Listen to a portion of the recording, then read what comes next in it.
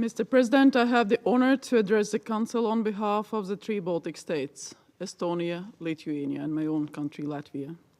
I thank the Presidency of the Council for convening this meeting, and I thank the Undersecretary General, Ms. De Carlo, for her comprehensive briefing detailing Russia's attacks and crimes in Russia's aggression against Ukraine. Today marks 3 years since Russia launched a full-scale, illegal, and unprovoked invasion of its sovereign neighbor, Ukraine. 3 years ago, Russia, a permanent member of the UN Security Council, blocked this council from taking action mandated by the UN Charter to uphold peace and security. 3 years ago, the International Court of Justice ordered Russia to stop its military activities in Ukraine. It has not complied. 3 years on, as we stand, Ukraine has stopped Russia, a nuclear-armed state of 100 million, from realizing its imperialistic goals. Russia has failed to break the resolve of 40 million Ukrainians protecting their homeland. The Baltic states welcome all efforts to bring a just, comprehensive, and lasting peace for Ukraine. A peace that is rooted in the principles of the UN Charter and international law. A peace that guarantees Ukraine's sovereignty, independence, territorial integrity, and freedom to choose its alliances and future. A peace that stops the brutal Russian aggression for good, with no opportunities for resurgence. In principle, peace is easy to achieve. Russia needs to stop fighting. Then it's the end of the war. If Ukraine stops fighting, it's the end of Ukraine. Russian aggression against Ukraine began in 2014 with Russia's illegal occupation and annexation of Crimean Peninsula of Ukraine and the launch of direct military intervention in eastern Ukraine.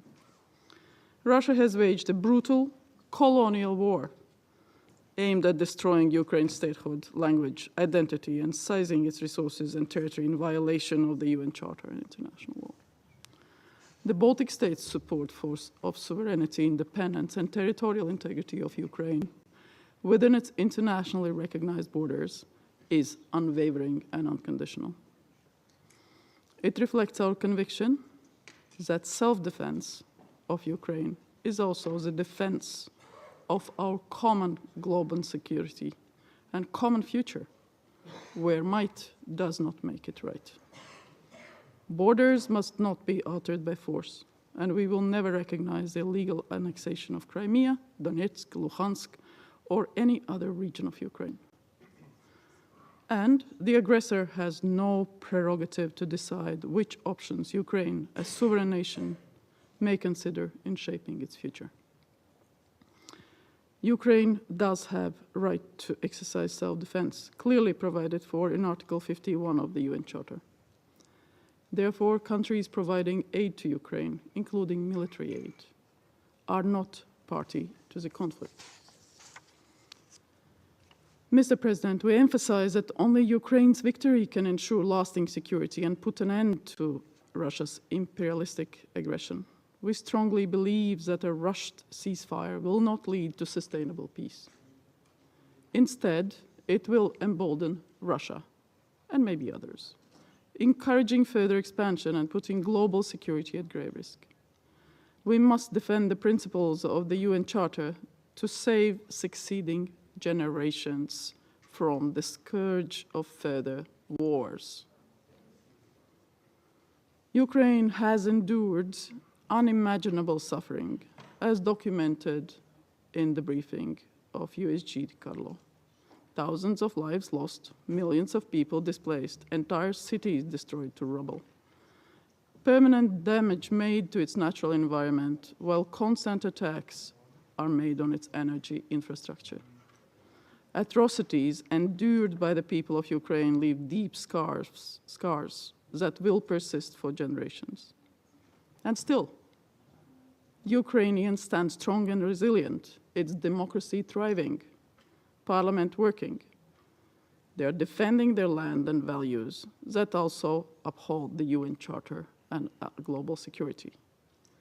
We must remain united and determined in providing long-term support to Ukraine.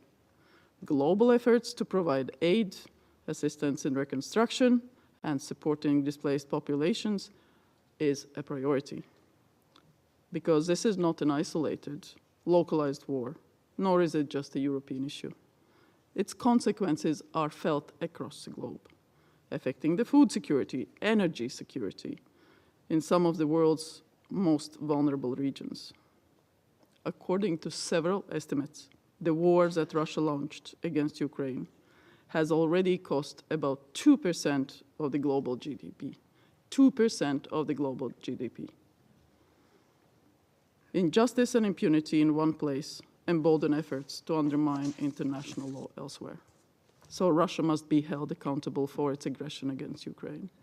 Failure to act will undermine the prospects for a just and lasting peace, not only in Ukraine, but elsewhere. Mr. President, the so-called root causes that we heard today of the wars at Russia's imperial colonial ambitions, that is a root cause. Russia seeks to restore its imperial sphere of influence and change international order. Russia wants to decide the future and choices of sovereign countries and people, not only in Europe, but in other continents as well. We should not let it happen. We call for action by all countries, parliaments, governments, societies, to significantly increase assistance to Ukraine. Political, economic, humanitarian, military, all types of assistance, because we must stand with Ukraine in this existential fight, in line with the UN Charter. Then peace, lasting and just peace, could be achieved. I thank you. Slava Ukraini!